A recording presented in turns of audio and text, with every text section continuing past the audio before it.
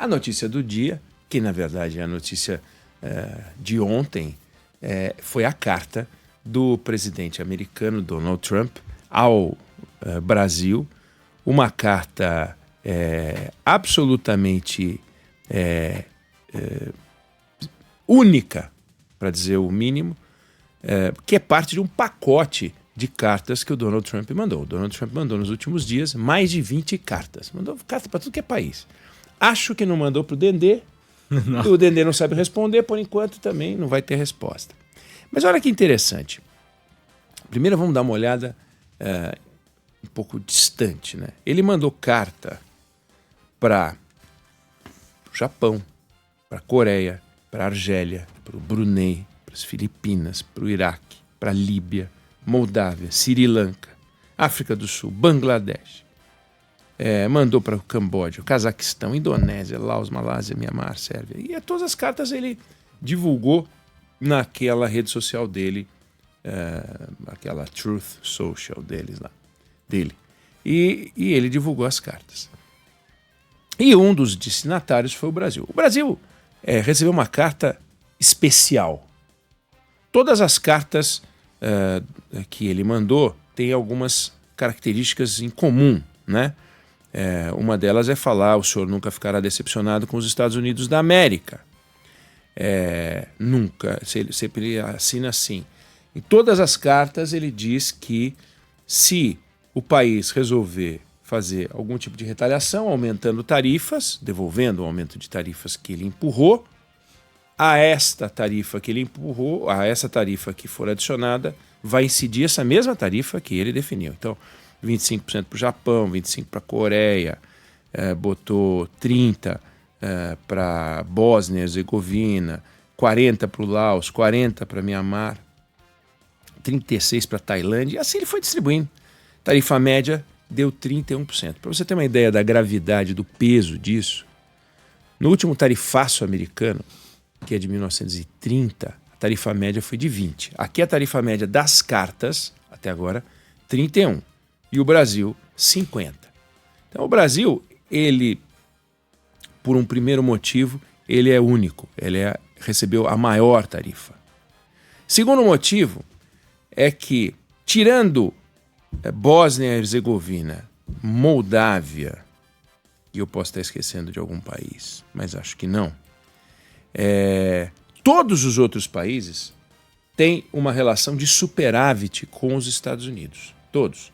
Japão, Coreia, Argélia, Filipinas, Iraque, Líbia, todos eles exportam mais para os Estados Unidos do que importam.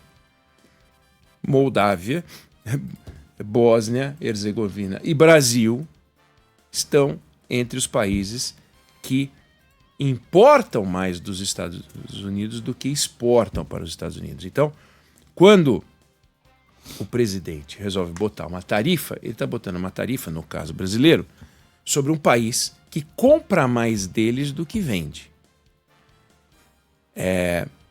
Uma outra, a segunda característica é essa: o Brasil produz superávit para os Estados Unidos, ou déficit para nós. Terceira característica é que a nossa carta, ao contrário das outras cartas, embora todas as cartas falem de um lado econômico, todas as cartas digam que ao longo dos anos a nossa relação comercial tem tido um desbalanceamento, que nós precisamos equacionar, blá, blá, blá, blá. Todos eles têm essa questão comercial. A nossa tem uma componente política. Mas não é política do tipo Donald Trump está defendendo valores e nós aqui da Venezuela agredimos esses valores. Não, nós não somos Venezuela. Não é que Donald Trump está falando com o governo de Cuba. Também não é verdade. Não é que Donald Trump está falando com a Rússia, que invadiu a Ucrânia. Não é que ele está falando com Israel, que está produzindo um genocídio em Gaza. Não. Ele resolveu falar com o Brasil, como se no Brasil funcionasse um sistema pelo qual o presidente da República pudesse pegar o telefone, ligar para o presidente do Supremo e falar com o presidente do Supremo do jeito que o Trump falou com o governo brasileiro. O Lula liga para o Barroso e diz assim: esse julgamento de Jair Bolsonaro não deveria estar acontecendo, é uma caça às bruxas que deve acabar imediatamente.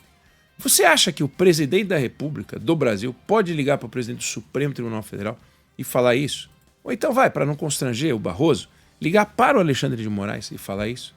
Pois o presidente americano escreveu isso para o presidente brasileiro, sugerindo que existe uma coisa no Brasil chamada Brasil, que trata o ex-presidente Jair Bolsonaro, o Brasil trata o ex-presidente Jair Bolsonaro, porque é o que ele disse, a forma como o Brasil tem tratado o ex-presidente Bolsonaro, um líder altamente respeitado em todo o mundo durante seu mandato, que eu não sei de onde ele tirou essa conclusão, é uma vergonha internacional. Não há vergonha internacional alguma no julgamento do ex-presidente Jair Bolsonaro. O ex-presidente Jair Bolsonaro está sendo julgado segundo os ritos estabelecidos pela democracia brasileira.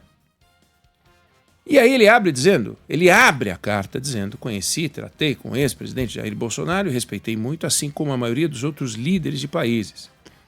Não dá para saber se ele respeitou, assim como respeitava a maioria dos outros líderes de países, ou se o Jair Bolsonaro recebia um respeito dele, assim como recebia da maioria de outros líderes de países. Mas o fato é que ele fala isso, que o Jair Bolsonaro está sendo vítima do Brasil, que é uma vergonha internacional, porque esse julgamento não deveria estar acontecendo, é uma caça às bruxas, e ele diz que, em parte, há uma outra parte, mas em parte devido aos ataques do Brasil, que ele chamou de insidiosos, contra a eleição livre e violação da liberdade de expressão dos americanos, toma aí uma tarifa de 50%. Em parte por causa disso. Daí ele fala: além disso, tivemos anos para discutir nosso relacionamento comercial com o Brasil, concluímos que precisamos nos afastar de uma longa e injusta relação comercial gerada por tarifas e barreiras tarifárias e não tarifárias. É esquisito. Primeiro, então, a gente tem ali uma série de pontos já levantados aqui, né? Esse pacote de cartas que ele mandou, o Brasil como um país que gera um superávit para os Estados Unidos, e o presidente americano, quando ele diz essa longa e injusta relação comercial, ele não fala, e também não importa que não fale, porque nós não estamos guiados por nenhuma racionalidade, que os Estados Unidos são o segundo maior destinatário de lucros e dividendos do Brasil, que tem 4 mil empresas americanas trabalhando aqui, e que esses lucros e dividendos saem livremente do país. Portanto, superávit comercial na relação, os americanos ganham mais dinheiro com o Brasil do que o Brasil com os Estados Unidos, e liberdade para mandar os lucros e dividendos. Ao contrário de países como Angola ou outros países onde os Estados Unidos poderiam eventualmente ter muita dificuldade, Rússia, aqui é livre. Esse é outro ponto importante. Agora vamos aceitar algumas coisas. Vamos aceitar que o Brasil, de fato, é um país fechado, dos mais fechados que tem entre as democracias, das economias de mercado. Vamos aceitar que o Brasil poderia ser um país mais aberto, não só com os Estados Unidos, porque não faz sentido, mas com o resto do mundo. A gente tem um desafio tarifário, sim, para enfrentar? Tem um desafio tarifário. Então vamos fazer o seguinte: vamos fazer com que o Brasil passe a copiar um país modelar, Coreia do Sul. Por que modelar? Porque a Coreia do Sul estabeleceu com os Estados Unidos um tratado de livre comércio, que foi resultado, de anos de muita negociação. Então é um sonho. Os Estados Unidos assinaram em 94 um tratado de livre comércio com o México, fizeram um tratado com o Canadá e ficaram discutindo, até que em 2012 celebraram um acordo de livre comércio com a Coreia do Sul. Quando esse acordo foi celebrado, se disse, na hora de assinar, os americanos disseram que ele vai fortalecer a velha aliança política e econômica entre Seul e Washington. Ele foi assinado em 2007, na verdade, entrou em vigor em 2012, um dos maiores acordos assinados pelos Estados Unidos desde 94, E ele foi revisto em 2018 no governo Trump anterior, porque para revisar a exportação de aço, revisar a exportação de automóveis, Coreia do Sul concordou em reduzir em 30% a exportação de aço para os Estados Unidos, que já estavam sujeitas a uma tarifa de 25%, ampliou a entrada de carros americanos na Coreia. Ou seja, mais generosos. Quando foi assinado o acordo na Coreia do Sul, a crítica foi muito severa, dizendo que esse acordo era desvantajoso para a Coreia do Sul. Então a Coreia do Sul assinou um acordo considerado desvantajoso por muita gente na crítica na Coreia do Sul. Um acordo de livre comércio, que é o sonho, é o que a gente está querendo construir com outros países, com a zona do euro, com o que a gente estabeleceu com o Mercosul. Olha, os defensores do livre mercado, eu me incluo entre eles, né? Defensores do livre mercado, mas vários dizem, pô, o Brasil tem que assinar mais acordos, né? Pois a Coreia do Sul assinou. A Coreia do Sul assinou. E tomou 25% numa cartinha do Donald Trump. O que mais a Coreia do Sul poderia fazer? Então, o que a gente está vendo é o seguinte, esquece a OMC. A OMC está sendo mais escanteada do que a ONU. Conversando com um ex-ministro de Relações Exteriores, ele disse o seguinte, olha, eu estou aguardando os professores de Direito Internacional dizerem que já não tem mais sentido a gente estudar certas coisas. Por quê? A OMC não vale nada. A ordem jurídica internacional nunca foi tão humilhada. Então, nós estamos num momento em que a discussão não tem racionalidade econômica, porque por racionalidade econômica a Coreia do Sul não teria tomado 25%, porque tem acordo comercial. Por racionalidade econômica o Brasil não teria tomado 50%, porque a relação entre os países é superavitária para os Estados Unidos e a remessa de lucros é extraordinária. Não teria tomado 50%. Poderia se discutir e já havia sido discutido pontuais alterações de tarifa aqui e ali, mas não dirigidas a um país, e sim a um segmento. E a gente está chegando num momento em que dá para sentar à mesa para negociar com alguns líderes democráticos, outros que são de países que não são democráticos, e o que você põe no papel vale. E não dá para negociar com o Donald Trump, porque o que havia no papel, por exemplo, um acordo de livre comércio com a Coreia, rende uma porretada como essa. Muitas são as críticas que estão sendo feitas aqui dentro e lá fora sobre a decisão de Donald Trump. Paul Krugman, que foi Nobel de Economia, ele disse o seguinte, que é mais um passo terrível ao longo da espiral descendente da nossa nação e que o que ele fez contra o Brasil já seria motivo para se discutir o impeachment dele. Palavras do Paul Krugman, né?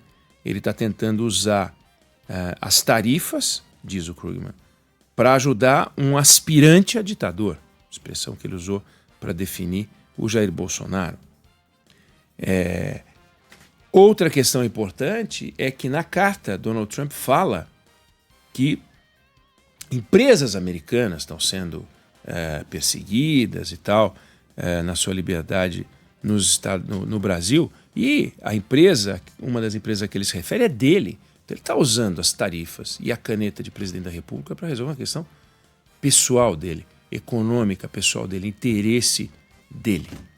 Essa é a esfera econômica, de política internacional, e tem um rebate aqui dentro, que é um rebate político e rebate eleitoral. O governo, que comete erros atrás de erros, quantas e quantas vezes a gente já não mostrou aqui patetadas, palhaçadas, atitudes infantis, irresponsáveis deste governo. Várias vezes.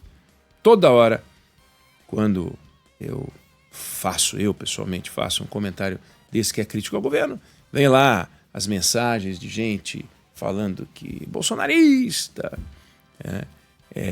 E se você faz um comentário muitas vezes falando que o governo acertou, você diz, vai para Cuba, faz o L e tal. Isso é muito comum, porque o debate está muito inflamado. Agora nós estamos num momento em que temos um presidente americano inflamado, um ex-presidente brasileiro inflamado, os familiares do presidente, do ex-presidente inflamado e um governo brasileiro inflamado. Quer dizer, esse festival de inflamação não pode ser uma coisa positiva. Está faltando um adulto na sala. Mas a gente não pode deixar de registrar que não haveria alternativa para o governo brasileiro, a não ser responder. Você pode falar, não deveria ter dito que nós somos uma soberania, não aceitamos a intromissão. Bem, você pode tirar uma frase aqui, ali, é irrelevante. Mas quando a carta dirigida a você não contém nenhuma lógica, não dá para você cobrar de quem responde algum argumento lógico. Dá para cobrar que você seja o adulto da sala, não para não dar motivos para que o outro faça alguma retaliação, porque o outro já fez a retaliação, mas para mostrar para a opinião pública internacional, para os tomadores de decisão, para os formadores de opinião, que você faz parte de um governo sensato e equilibrado. Não é para agradar o Donald Trump, porque isso não adianta. É para firmar uma posição de racionalidade. E esse desafio o governo brasileiro ainda tem. O governo brasileiro ainda tem. Não tem motivo para sair anunciando retaliações, não tem motivo para eu entrar no concurso de bravata, não tem motivo. Nós não ganhamos nada com isso. Não adianta. O Trump se diverte lá da Casa Branca. Não podemos esquecer que o total daquilo que a gente vende para os Estados Unidos é muito pouco para eles, mas para a gente é muito. A gente manda para lá o equivalente a 12% de tudo que a gente manda para algum lugar. Em alguns anos pode dar 13%, 14%. E o que eles mandam para cá, para eles representa 1,2%. Mas também a gente não pode ficar achando que é o fim do mundo, embora com consequências muito fortes para alguns setores econômicos que estão se insurgindo e que não podem simplesmente cobrar do Palácio do Planalto que resolva esta questão, porque essa questão não está nas mãos do Palácio do Planalto, assim como a sucessão de Lula também não está nas mãos do Palácio do Planalto. Mas o comércio exterior do Brasil representa 18% da nossa economia. Os Estados Unidos representam 12% do nosso comércio exterior. Ou seja, os Estados Unidos comandam 2% do nosso PIB, diretamente. E a China, 5,5% do nosso PIB. Então, a gente tem um problema com 2% do nosso PIB. É muita coisa. Se estima que a gente pode ter uma queda muito forte de exportação num ano, que pode representar até 0,6% do nosso PIB. Vamos arredondar para 0,5% do nosso PIB num ano. Como as tarifas valem a partir de agosto, a gente está falando em 0,2% de queda no PIB potencial. Pode acontecer? Pode acontecer. Pode acontecer. Mas não vai ser mandando uma cartinha dizendo presidente americano fofinho que vai cair de 0,2 para um superávit de 0,3. Não vai. Não vai. E também não é possível que um país democrático faça algum tipo de sinalização, dê algum tipo de sinalização, porque os Estados Unidos conhecem muito bem o Brasil. A estrutura de informação americana é muito grande. Eles sabem que o Supremo Tribunal Federal age sozinho. Eles sabem que o Lula não pode ligar para o Alexandre de Moraes e falar para, você é apenas o meu garoto de recados. Isso não existe. Eles sabem. Então, se mesmo sabendo, escrevem isso, se mesmo sabendo que a Coreia tem uma relação comercial com os Estados Unidos favorável, foram lá e meteram 25% na Coreia, então 25% já está no preço. 25% é para quem é aliado. 25% é para qualquer pessoa que faça tudo aquilo que pregam os liberais. E os outros 25% é a fragilidade institucional que toma conta da Casa Branca, que se submete ou que se alia a um interesse eleitoral interno aqui no Brasil, metendo bedelho e dando palpite sobre o que é justiça e o que é injustiça, O presidente brasileiro chegou a fazer isso ao levantar um cartaz contra a Cristina Kirchner, mas não retalhou a Argentina, né? Não foi lá e mandou uma carta para a Argentina dizendo que não vai mais comprar, que acabou o Mercosul, tô de mal. Então, temos que ter o pé na mesa, pé no chão, pé na mesa não. Temos que ter o pé no chão. O que está acontecendo não se fia e não se explica pela racionalidade econômica, política. Não. Quando alguém te disser isso, fala, me explica então a Coreia do Sul, que fez tudo o que os americanos queriam e tomou 25% na cabeça. Então, já estava contratado um chabu. Nenhum dos chefes de Estado recebeu um telefonema do Donald Trump antes da carta. Então, todos foram pegos de surpresa, inclusive o Itamaraty.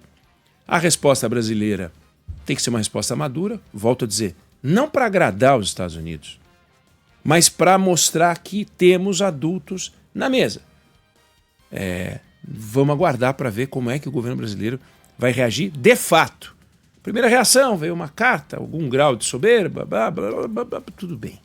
Agora vamos ver o que vai sair da mão do Palácio do Planalto daqui para frente, para a gente poder saber a sequência dessa história. Eu não sei se você concorda, se você discorda, mas essa é a opinião que eu tenho sobre o assunto.